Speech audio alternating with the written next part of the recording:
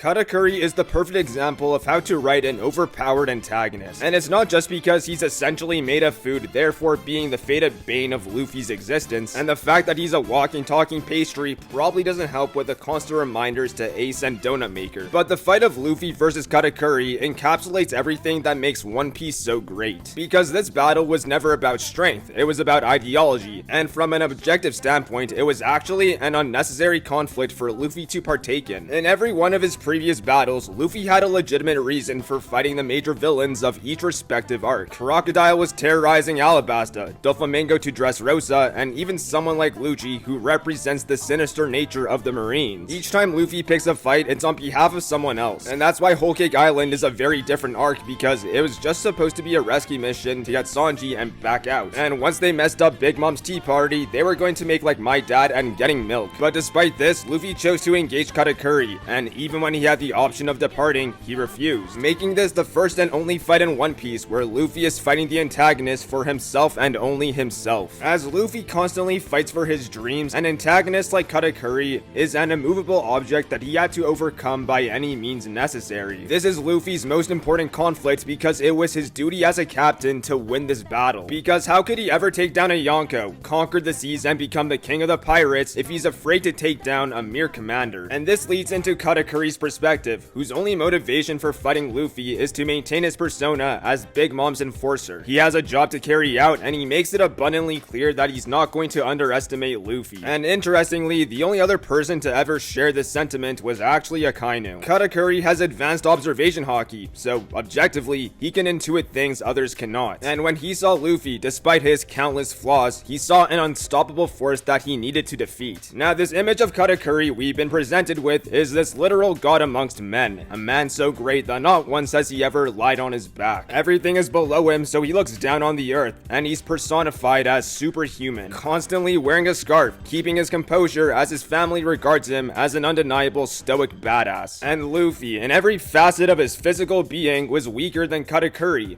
He has more battle experience, his devil fruit is awakened, and he has insane haki mastery. And as this battle starts, it's clear that Luffy is outclassed as he's fighting an opponent who can perfectly mirror and reflect every move in his skill set. Inevitably, Luffy gets crushed by Katakuri, 40 minutes late for his afternoon snack, to which he proceeds to isolate himself and eat his donuts with intense concentration. But Luffy makes like Luffy and eats his way out of his situation, uses observation haki to locate Katakuri, and then we get this.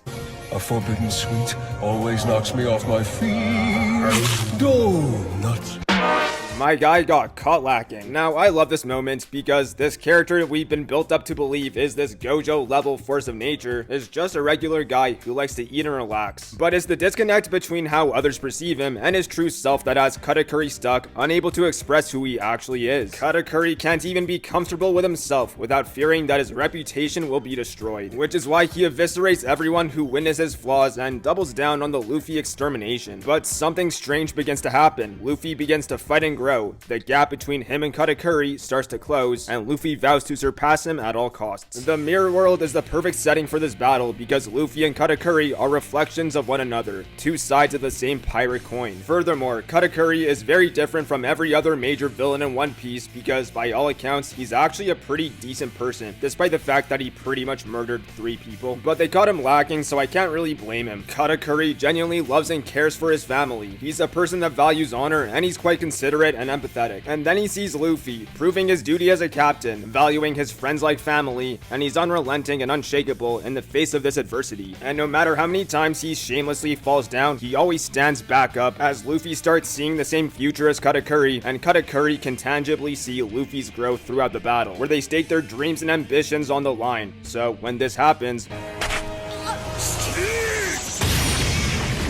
Katakuri goes ballistic, unknowing that it was actually his sister Flampe who dirtied the fight. Oda once said that in the age of pirates, people live and die by their dreams, and to have their dreams forsaken is often worse than death. So when Katakuri believed that Luffy lost his focus for that split second, is the same as your beliefs and dreams wavering in the face of conflict. Like I said before, Luffy and Katakuri are perfect mirrors of each other, and just as Luffy was physically developing throughout this battle, Katakuri was actually emotionally developing throughout the battle. battle. And just when he started to think that Luffy was worthy, where he started to believe that Luffy's dreams and ambitions superseded his own ideology, it was all silly. But then he hears Flampe's laughter, and he quickly connects the dots that she was the one who cheated him from an honorable fight with Luffy. So he proceeds to level the playing field. He stabs himself, takes off his scarf, and reprimands his sister. This action says everything about who Katakuri became throughout the course of this battle. A reputation takes years to build up, and he threw it away without hesitation out of respect for Luffy and his fight, because he needed to see for himself that the weight of his convictions were stronger than his. Katakuri is traumatized by his flaws, which is why he wears a mask, because they were a burden to those that he cared about,